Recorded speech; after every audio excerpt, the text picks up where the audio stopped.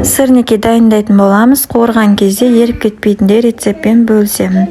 Ең алдымен марляның көмегімен сүзбенің артық суларын сығып тастаймыз. Себебі қуырған кезде еріп кетуі мүмкін.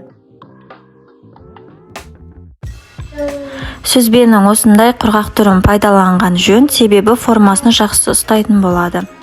Сүзбеміз осындай құрғақ болу қажет.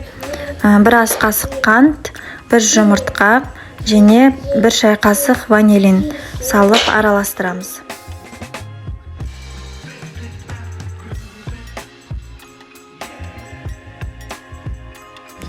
Үш ас қасық жарма ұнтағын салып араластырып аламыз. Бетін жауып 10-15 минутқа қоямыз, себебі жарма ісініп, ылғалды өзіне сіңіріп алу үшін. Барлығын бірдей 60 граммнан өлшеп, домалақтап алдым. Енді ұнға малып, стақанның көмегімен формасын жасаймыз.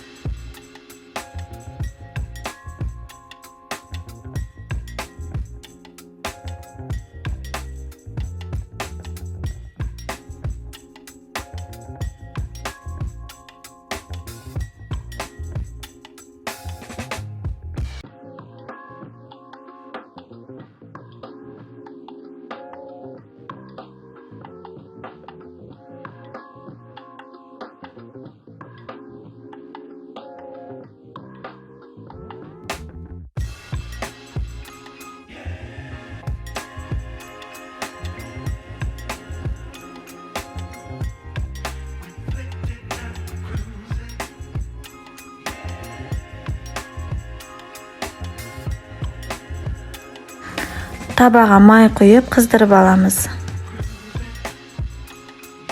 Қызып тұрған майға сырниктерімізді салып, баяу отта әр бетін 1,5-2 минуттан қуырып аламыз.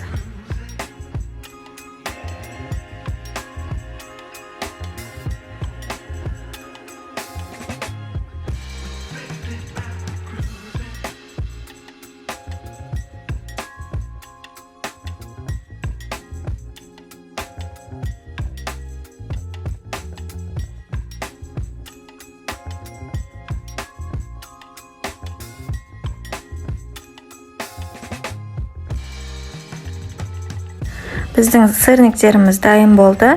Егер рецепт ұнаса, лайк басып тіркеліп кетіңіздер.